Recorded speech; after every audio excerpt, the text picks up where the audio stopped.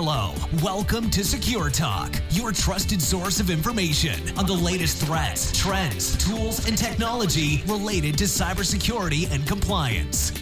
Hello, everybody. Welcome to Secure Talk. My name is Mark Schreiner, and I'll be your host for this episode of Secure Talk. Today, we're going to be talking to Andrew Woodhouse, who's the CIO at RealVNC, and Mario Heiderich. Mario, how do I pronounce your last name? Actually, it's going to be Heiderich, but with Heiderich, you're already pretty good, so don't worry about it. Easy for you to say. So we're going to be speaking with Mario Heiderich, who is the Cure 53 founder. Thank you for that, Mario. And we're going to be talking about how these two organizations work together to solve some interesting security problems using a white box audit and some other techniques. But before we do that, let's say hi to Andrew and Mario. How are you guys? Good, thanks. Quite fine. Thank you very much. How are you? Good. Hey, I normally just have one guest on at a time, so this is a new experience for me. But Andrew, where are you based? So I'm based about 6 miles out of Cambridge, UK. Okay, awesome. And so I have very similar weather to you typically right now. I'm in Seattle area, so it's I've been cold. to Seattle, yeah. Somebody, when I went to Seattle a few years ago, somebody told me that you don't tan, you rust. Yeah, pretty much. Yeah. We call it liquid sunshine. Yes, we have lots of it. And Mario, where are you at? I'm from Berlin in Germany, and we also have like lots of rain, as you can imagine. Awesome. Hey, we all have something in common there. Before we get started, maybe, Andrew, you can tell us a little bit about how RealVNC started working with Cure 53. What's the relationship there? Sure. A couple of years ago, we were always getting asked by our customers. So we do remote access software security like it is for a lot of software, but I'd argue particularly for software like remote access software, security is really important, right? Because if you have vulnerabilities or insecure code, it's not just that, say, a web server could get compromised, but it's a route directly bypassing the firewalls potentially onto the customer's network that could be leveraged. So when they're looking at remote access software, in the same way as customers do when they're looking at things like VPNs, security is generally at the top of their minds. And we were always getting asked questions by customers, is your software secure? Now, of course, we're going to say, yes, it's secure, but that doesn't necessarily mean a lot because nobody's going to say their software is insecure. So I thought, how can we prove to customers our software is secure and that we don't have any glaring holes or we're not just doing bad things? And the only way I could think we could do it was get an external organization to audit our code. And in terms of why 53, so I use Bitwarden as a password manager. And I know that when I was looking at using Bitwarden, obviously password managers also need to be very secure because it's kind of all the eggs in one basket situation, right? If your password manager, as we saw with LastPass not long ago, if they get compromised, potentially it can be really nasty. So I knew that Bitwarden had engaged Cure 53 to do an audit and publish the report of that, which I really liked because it meant they showed that they had nothing to hide and that they took security seriously and they were very transparent about it. So basically, because I knew Bitwarden had done it, I thought, okay, let's talk to Cure 53 and see if it's something that they'd be interested in doing. And, in Mario, currently when it was, I think it was 2020, was it last year or the year before? I can't even remember. I should know. Yeah, it was last year, as far as I can see. It was like in January and February and March 2022. And you reached out in 2021, but the actual assessment was done in early 2022. Yeah. So does that answer the question? Does that help, Mark? That helps. Yeah. Yes. And just to give it a little bit more color, Mario, maybe you can talk a little bit about exactly what Cure 53 Security does. Yeah, it's actually quite simple. We do pen tests. And with pen tests, we basically refer to an umbrella term that includes vulnerability assessments and source code audits and cryptography reviews and infrastructure assessments. And we try to cover pretty much everything that is online, like be it like a regular website or a SaaS-based web application with a complex API in the background, or like a desktop software, something based on Electron or server-side software or cloud-based stuff. So the idea is that we want to be able to cover everything that is like somehow relevant for the internet and exposed to users and customers and pretty much anyone out there. Great. Maybe Can you explain, either of you, both of you, the differences between doing pen tests or vulnerability assessments against an organization versus testing to see whether the code is secure? Because I think they're two different issues. And obviously, if I'm going to do business with RealVNC, I want to make sure both that the organization is secure, but ultimately, if I'm a subscriber to your software or your service, I want to make sure that the code is secure. Can you talk a little bit about that? I'll let Mario go first, because I think my view on general pen tests, like CREST type pen tests in the UK that people do, they tend to be just looking at the web app, and often they're a checkbox exercise. So often it's, yes, we do an annual pen test. The pen testers themselves tend to run standard tools and have a playbook for what they're going to do. And they tend to be black box, i.e. they don't know anything about the infrastructure. They don't know how it's built. They are just looking for common vulnerabilities that they're not really getting into the guts of how the application's working, so that they can leverage any vulnerabilities, because they just don't know what the code base is. So often it's the same as somebody running a port scan and then just doing it's like a real basic test. And there are lots of people that do pen tests, like black box pen tests. I think what we're talking about here is a white box audit or a white box pen test, where Cure53 had access to our developers. They had access to all of our source code for the web application, the backend APIs, everything we do. And we're looking at that with the source code and asking developers sometimes difficult questions. I'm not going to lie and say it's always easy. And our developers had to spend some time working with Cure53. But what comes out of it is a much more in-depth analysis of the code and the protocol and the crypto than you could possibly get with a black box audit. Mario's a security expert, so I'll now let him give the right answer. I think it depends a little bit on the perspective on how you want to look at things. And it also depends a little bit on the role. So if you, for example, get tasked with a black box or like a gray box assessment, then the role that we usually slip into is the role of the external attacker with a certain level of information at hand. Black box means you're the external attacker with absolutely no information except for, hey, there's a target. Let's see what you can find out about that. And with gray box, you would get some assistance from the team that is ordering the test or potentially even maintaining the application that you're testing against. They would give you API documentation. They would give you credentials for test users of various kinds of roles, maybe even sometimes admin users. And they would just like generally assist you during the assessment. And that means that you're still testing from the perspective of the external attacker, but an informed one. And at the same time, you're compensating for the amount of time that a real attacker might want to invest versus the time box nature of the assessment that you're doing.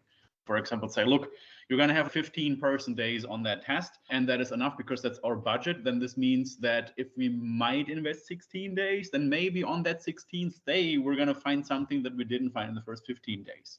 Is that probable? I don't know. Is that possible? Yes.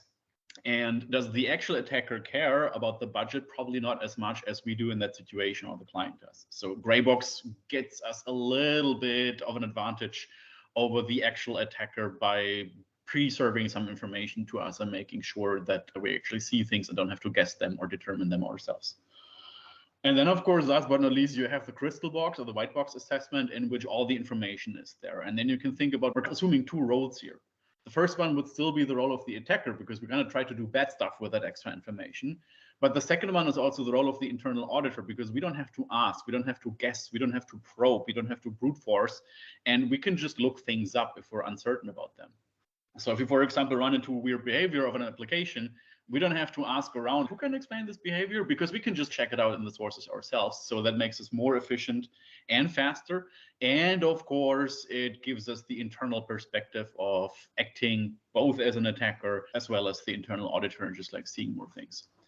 And to give you like a small weird example that we once found many years ago in an application where we got access to the sources, we found out, for example, that in that application, the developers had the idea that certain characters in passwords actually mean bad luck.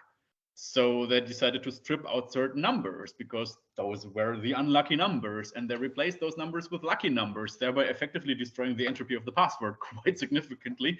And this is stuff that you just can't find out when you do like a black box assessment, because you don't know these things. You only see them when you have a look at the sources and say, what is that thing? You're like, how does that make any sense? And can we somehow abuse this to do something bad with it? And to finalize on that, like a source code assessment also puts you into the possibility or gives you the possibility to say, maybe there is something that only someone with internal knowledge could find out. And if they ever leave the company, maybe they still have this in the code base and maybe they're still going to use this as an attack later on. Hopefully not, but that is also something that can be figured out with a crystal box or white box assessment. So it gives you more depth. It changes your roles a little bit, expands you from attacker to auditor, and just has to be more efficient. Thank you both for the very excellent explanation of what a white box audit is. And I'm curious though, because a lot of companies, especially startups, they just want to check that box and say, yes, we've done pen testing or we've done vulnerability assessment. And there are other certifications out there, ISO and things like that. And when you're going out in the RFP market, a lot of times they'll say, hey, are you ISO 27001 certified, et cetera? Or are you SOC 2 compliant? I want to come back to those in a second because I think those certifications play a role, and I'm curious how they play a different role than what we're talking about today. But let's go back to the initial engagement. Andrew, what Mario just described sounds like incredibly comprehensive. It also sounds like it would be somewhat invasive and expensive and require a lot of resources. And just at a glance, were you concerned about that at all? What questions did you have? Because I'm sure when he described that, you're like, yeah, that's what we need. But so what were your thoughts and what questions did you ask? So there's multiple answers to that. So it wasn't cheap and it was an investment in terms of money and in terms of time. So I think 86 person days was how long the audit lasted. So it was divided into multiple work streams. It was a big investment for RealVNC. We're not a huge company, but we got a number of things out of it. Whilst the report was okay and there weren't any critical vulnerabilities and there were 3 high vulnerabilities. And one of the things I would like to add why working with Cure 53 was great was we proposed some fixes and Cure 53 as part of the engagement actually verified the fixes, which was super valuable for us because some of them were a little bit gnarly. They can be quite complicated issues, and having an external pair of eyes saying, not only finding let's use the word vulnerability. They're not always easily exploitable, but there might be a vulnerability there. Having the ability for us to then have Cure 53 not only find it, but then say, yeah, that fix you've proposed would fix it, and just confirmation of that was super valuable. So whilst it was expensive, we got that out of it.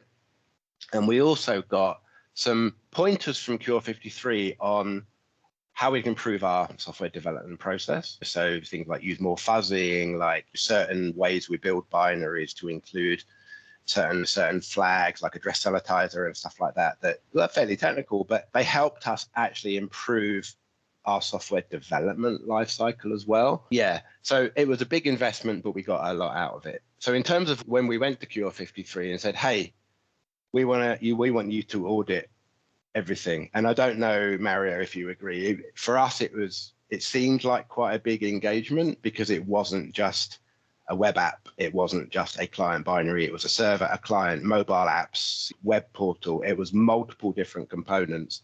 And what Cure 53 did, which is very useful, is they said, okay, we're going to break this down into 4 work streams. Here's what your developers, rough estimate on how much time your developers would need to spend with Cure 53 as we're going through the audit. So we knew pretty much up front not only the financial investment, but the time investment of our engineering team as well. And Cure 53 were very good in that they did propose the 4 different work streams, so not all the developers would be needed all the time.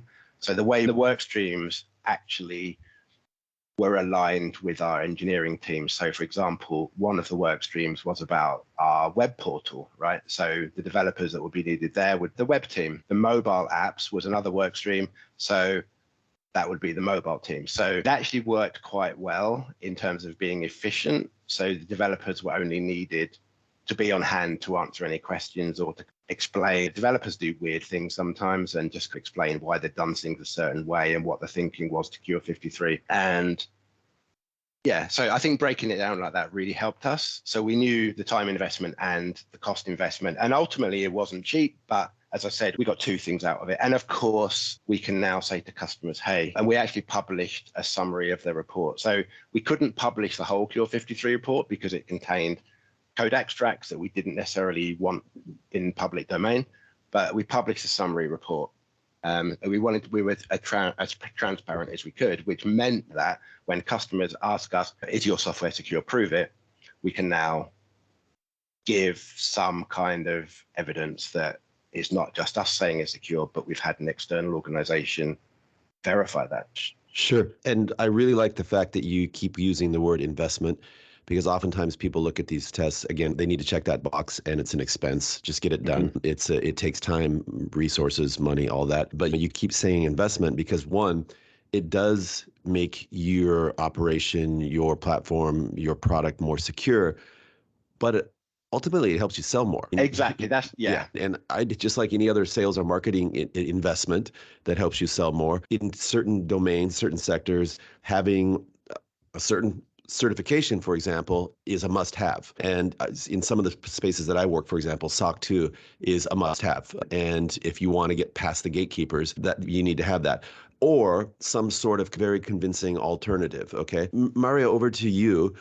When you're having that same conversation, you're sitting on the other side of the table from Andrew or other customers like him, and they have that concern. I'm sure you have your pitch to talk about the investment and all that, but I'd just like to hear it from you. If I said to you, hey man, this looks pretty expensive. I've got a pen tester from online, from CrowdSpring or Upwork or one of these platforms, and they'll give me a pen test certification for $5,000. How do you justify the delta on that?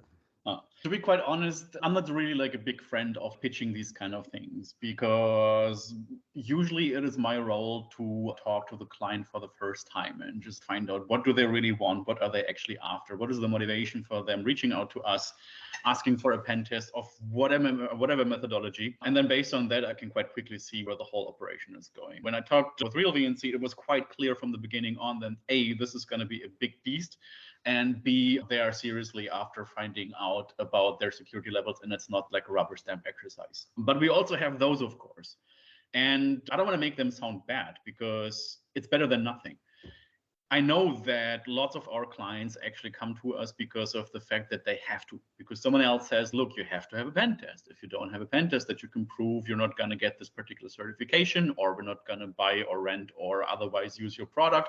We're not going to integrate your API. We're just not going to work with you.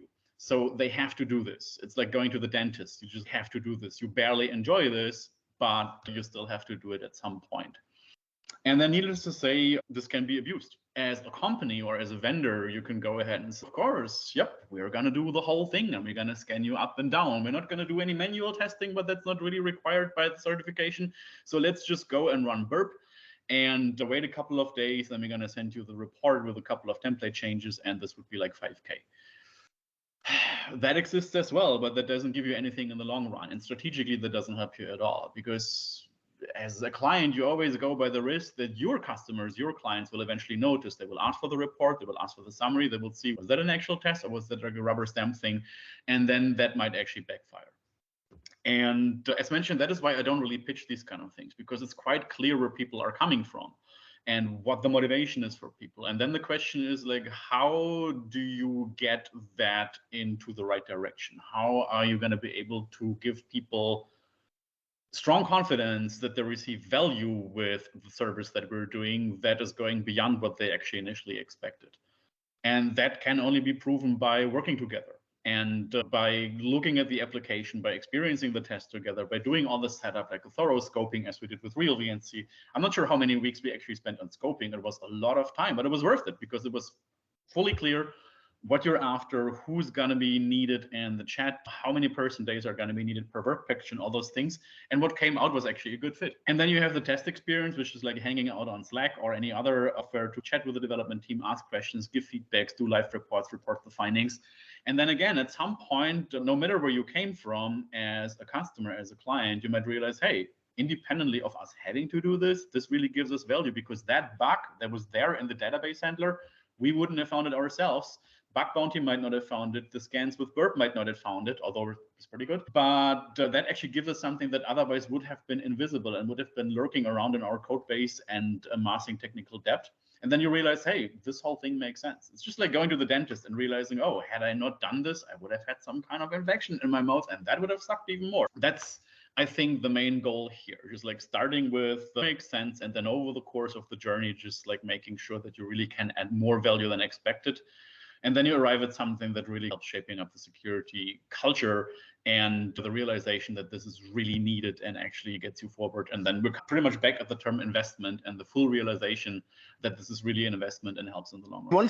One thing I would just like to say, Mark, when we're talking about the initial engagement, when we went into engaging with Cure 53, this was the first time we'd had this kind of code audit done. And we honestly didn't know. We thought we were secure. We believed we had good processes. We believed we were writing good code.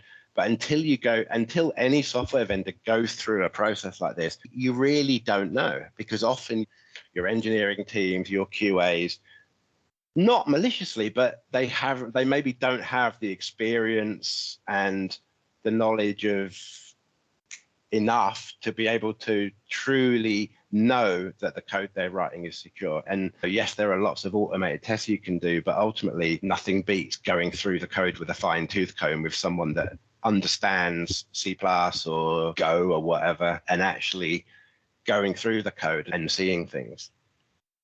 Yeah, so we didn't know what we were letting ourselves in for, honestly. And the fact that the report, let's not sugarcoat it, it wasn't a perfect report.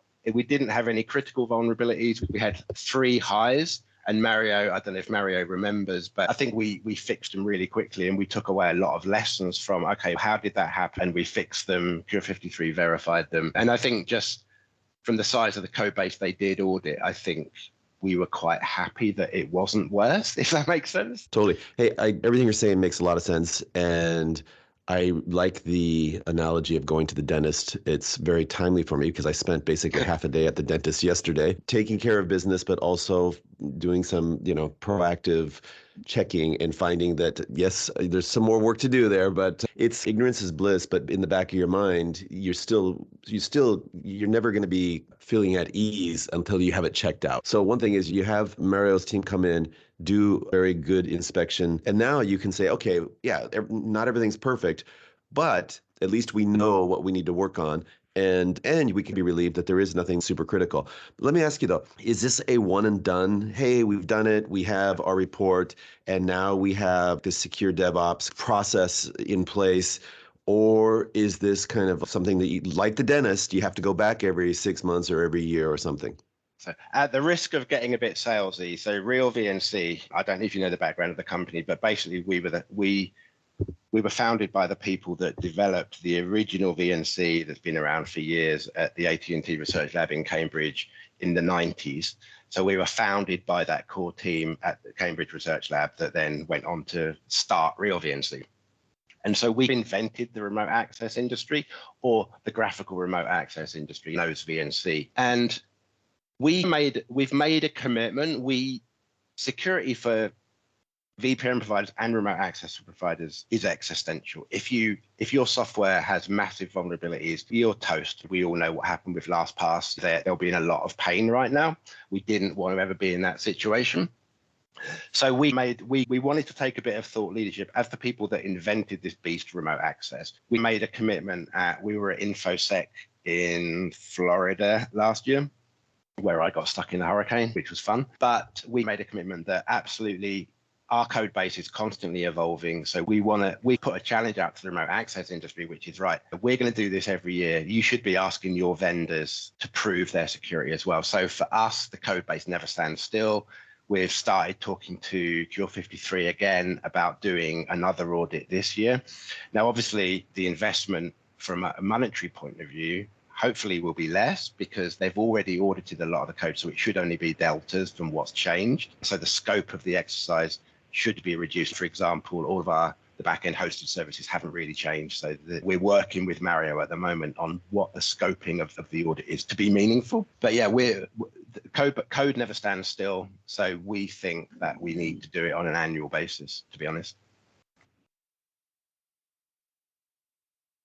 Yeah, for that, it depends, of course, what kind of intervals you want to go for on, for example, how many changes there are actually to the code base, how many new features are going to be added. And it also depends on what kind of viewpoint you want to have. So In this particular situation, it makes perfect sense to say, hey, let's do like a delta audit. Let's just like focus on the things that have been added, that have been removed, check how they have influence on the existing code base, see if any new features have been added that might pose additional risks or might leak information or enable injections and those kind of things.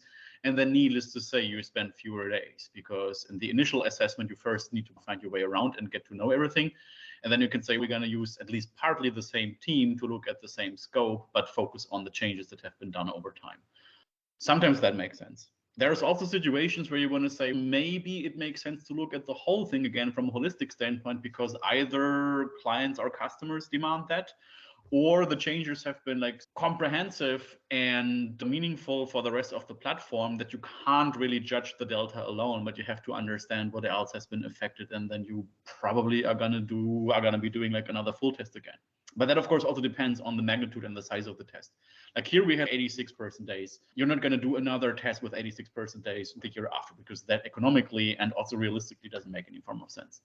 But if you look at a web application that is dramatically changing over time, you could say we're going to look at the web application this year for 15 person days. And the next year, we learned that you now have new API endpoints and an entirely different model of how you handle your users and your sessions and your job tokens. So let's go at it again with 15 days or maybe even 20, because there's just like simply more. So that is also something that needs to be talked about, discussed with the clients. And then at some point you reach an agreement and you're like, that actually makes sense. Let's go this particular path. Okay, so again, that makes a lot of sense. Do a significant investment of time and resources up front, understand what your situation is, fix any issues, and then just go in for a regular checkup. What about alternative methods to achieve similar outcomes in terms of, if we look at, say, hey, this is a customer requirement. They want to see that our platform is secure. There are different ISO certifications, SOC 2. If we talk specifically about software, there's ISO that governs the process. I don't think it actually looks at the code. But you also have alternatives like a PBOM or SBOM. Where do those fit into the picture? And just before I finish this out, what about, there are some tools, some SaaS tools right now that kind of will audit code as you deploy it or develop it to spot any potential known vulnerabilities. What are your thoughts on? So I'll go first on it if it's okay. So in terms of ISO 27001, which you mentioned, so what I did in August, September 2021 was put together 6 security initiatives for RealVNC. One of them was a white box code audit. We've done that. Another one of them was ISO 27001 certification, where we're probably about 60 or 70% of the way there. ISO 27001 is important for me because our code can be secure, but us as an organization, there are some vectors, for example, where if we, in terms of information leakage, information disclosure, the bigger IT piece needs to be taken into account. We're all very aware that people are your weakest link. The lady on reception getting targeted, or the girlfriend of someone who is one of our engineers. There are lots of vectors that don't necessarily relate to the code audit, right?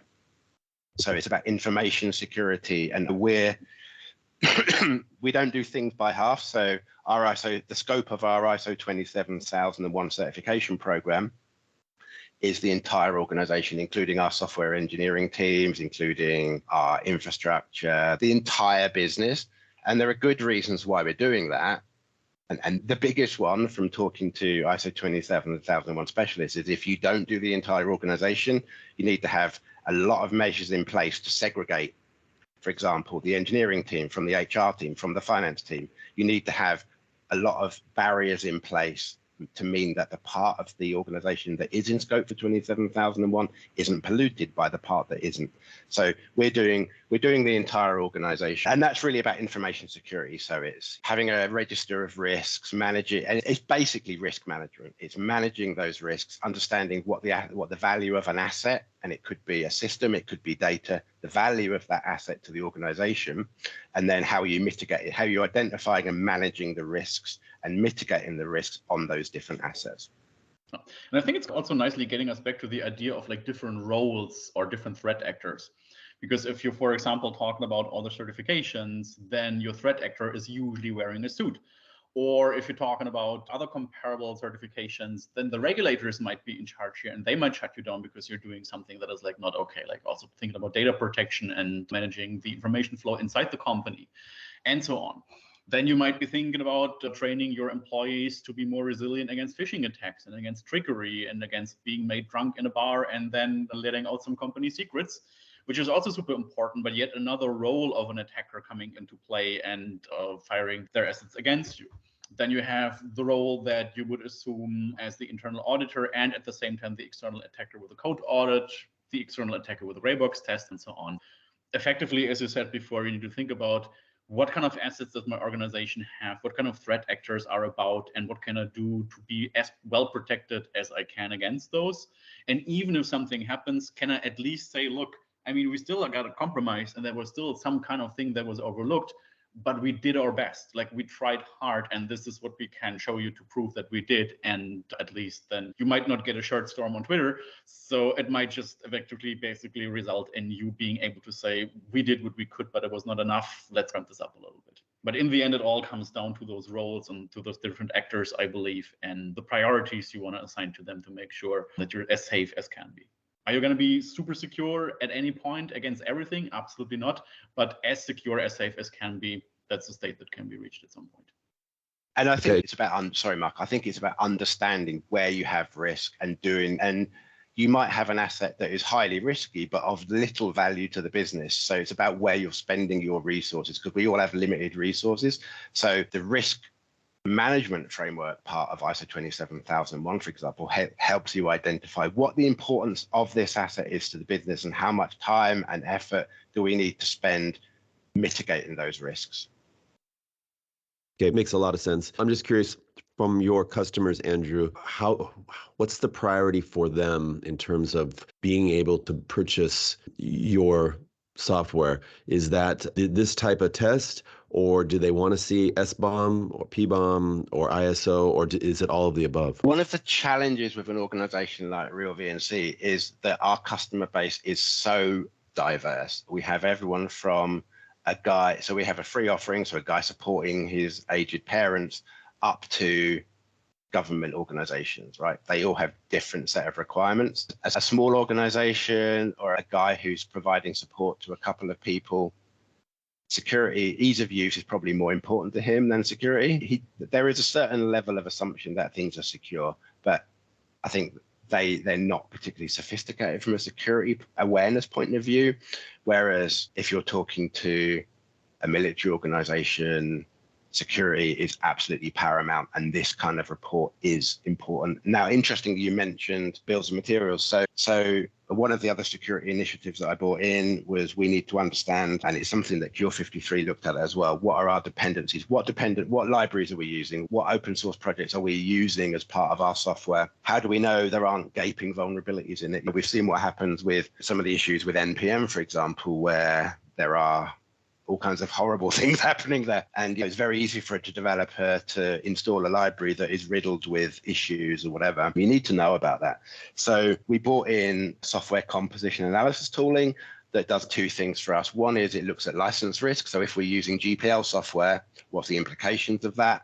Does it mean we need to open, because our software is commercial software, do we need to open source our software and make it and license that under the GPL because some dependent library we're using says we have to? So license risk is one thing. And the second thing is, are there vulnerabilities in the software, in the libraries and the dependencies we're using? And how do we mitigate those? And it will tell us, upgrade to this version to get rid of it. It will tell us the CVEs. It will tell us if we're using an old version. That's quite useful for us as well. Excellent. Mario, what does it take to be a pen tester, to do red teaming, white box audits? If you're looking at hiring somebody, what characteristics are you looking for? That's a very interesting question, and the answer might surprise you. No, so traditionally, what we look after is talent, but talent is extremely hard to identify. Of course, you could now say, if there is a person applying for a role in your team, all you need to do is look at the certifications. And if that person has the sufficient set of certifications, you can be sure that that person is absolutely suitable for your team and going to be a fantastic penetration tester or code editor. But I think that this is garbage. It doesn't work like this. This is not what reality shows us. Reality shows us that you need talent and a deep technical understanding and also a certain level of, I don't want to sound too kitschy, but you need to be hungry for finding bugs and hungry for doing this no matter what, and sometimes working through the whole night. And I only look back at my own early days in this business, and that was actually the thing. I did it because I loved it, because I really genuinely liked it. I, for example, did tons of cross-site scripting research in the olden days when everybody was laughing about cross-site scripting, but I liked it so much that I just needed to wait until it became relevant, which I never knew would happen, but it did. So you have to be motivated, you have to be talented, and that is, in my opinion, the most important aspect. Some of my testers don't have certificates. Others do, if they choose to do. Some of my testers do not have an academic degree because they decided not to get one, and that is perfectly fine. Others have a PhD. One has 2 master degrees, and we have one who actually has 2 PhDs, which is ridiculous. That is, I think there was just a collective laugh from Andrew and I, right? So, oh my God, the mind boggles. And I hope neither one of you have 2 PhDs, because I don't want to be laughing at you. The point is, like, all of these certifications, all of those degrees or the lack thereof were never like a criteria for being part of the team or not being part of the team. Like, other things were, and one of them was, for example, to try out the chemistry and to really find out, is that person a good fit for the team? Is there any kind of expertise or at least the desire to gain one? And then we can move forward as someone who is an applicant. What we usually do is not having an interview, because interviews are garbage, at least in our player. I'm sorry. What we also don't do is like this kind of classic day of someone coming to the company and having to write some kind of weird array sorting algorithm. That's just, that doesn't help us. What we do is effectively test tests. And a test means that you have an initial conversation with one of the people from our operations team, not technical in nature, just like to see if there's like good chemistry over the call. And usually you can tell quite quickly. And then you're going to be ND8 and you're going to be DP8, and you're effectively doing one test with us. That means you're going to join us for one full penetration test. And during that test, you act as if you were one of us for 1 week or maybe even 2 weeks. Needless to say, you're going to get paid for that. So we're not milking the market by just like having people do test tests all the time. But you're going to get paid full rates for this, or sometimes not full rates, but depending on your performance, you're definitely going to get something that is like worth the time.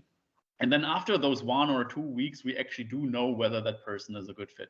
It can then still occur that it turns out that the fit wasn't that great, and then we have to think about alternatives. But you have to work with people. You have to see how they actually perform, how passionate they are about the whole thing. And then you quickly know whether the person is a good fit or not. Personal recommendations also come into mind. So lots of the people from my team who have been with me for like the past 10 years and more, they actually recommended people. So, hey, I know this person and she's awesome. You should totally hire her. And then we do that.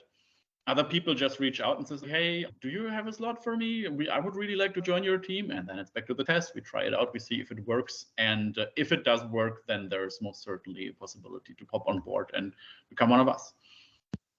Awesome. I think that's some just amazing advice. In fact, I'm going to highlight that in the show notes or put it on the website and then link to the podcast here. Andrew, what advice would you give for companies like yourself who are in the market looking for somebody like Cure 53, and they've got the same need that you have, and you're saying, hey, here's how you identify a vendor that you can trust? So I think what was very clear early on us approaching Cure 53 and starting to talk to Mario was culture fit is super important. Can we work together? And that is intangible, but very important. We're a business. We've got a lot of, all the developers, for example, that are involved have got a lot of pressures. If there's not going to be chemistry there and it's going to be a miserable experience, they're not going to engage with Cure 53, and Cure 53 is going to find it hard to get answers. And I wouldn't underestimate the value of kind of organizational fit. It's not a love affair, but chemistry to a certain extent. Can you guys work together? And that's very important. Obviously, technical, we're assuming we went with Cure 53 because all you've got to do is read some of the reports that they've published. Clearly, they know what they're doing, but above and beyond technical skill. And I think when we were scoping the exercise with Cure 53, because we were doing so many different components of our service, there was C++, there was Objective-C, there was Kotlin, there was, Go and Java, and there was a whole lot of different components. So it's important that, that is exposed early, so that if you're talking to a company that, if they can't do C++, then we'd have had to say, sorry, we love you guys, but we wanted everything under one supplier, because then you get better synergies and they can work with us more effectively, is what we found, everything under one roof. So technical competence is important, but ultimately flexibility and can you work with these guys for a period of 2 months, 3 months, because they're having to come in completely cold and come up to speed in order for them and us to get value out of the engagement, I'd say. Yeah, it makes a lot of sense, and actually kind of mirrors some of the advice or process that Mario was alluding to in terms of bringing somebody on board his team. Is, do they have the competency, and is it a good cultural or team fit? Hey, it makes a ton of sense. If our listeners wanted to either follow you or learn more about your respective organizations, which is the best way to do that? I don't really do social media, so I'd say go to www. You know this is a podcast, right? Okay. I don't do Twitter or Facebook. Okay. So sorry. Go to our website, www.realvnc.com is the best place to look at what we're doing. Okay, awesome. Mario? Yeah, we also don't really do lots of marketing. Actually, we don't do any marketing whatsoever. So we have a Twitter, but we very low frequently use it for just like tweets about maybe a new release of DOM Purify, one of our libraries, or another release of a new pentest report that is public. And that's pretty much all that we have. We have a website, but it looks terrible, and it's like ancient, and the design is gruesome. But that has pretty much all the content. So the content is the pentest reports, because we can always say, look, there is a website, and on that website you find a bunch of PDFs. And if you're interested in the work, or at least the deliverables of our work, then go to that website and find your way through all those panels and links and old school torrent website looking optics, and have a look at the reports that are ugly as well, but they have content, and that is what matters in the end. I think that is the best way to move forward and find out what is there and what kind of interesting information you might be able to find out about the way we work and what we actually deliver at the end of the day. Excellent. You are the anti-salesperson. No, I mean, it's what I've found is if you're a deep subject matter expert, most customers, they prefer that. They want to know that you know what you need to know and you have the experience to deliver. So that's awesome. Hey, gentlemen, I've really enjoyed this conversation. I wish we could talk more, because I would really like at some point to get into the nitty-gritty of what are the actual steps of a white box audit and red teaming, and maybe we can set something up a few months down the road. But thank you so much for your time today. Cool. Sounds good to me. Thank you very much. Great to speak to you. Hello, welcome to Secure Talk, your trusted source of information on the latest threats, trends, tools, and technology related to cybersecurity and compliance.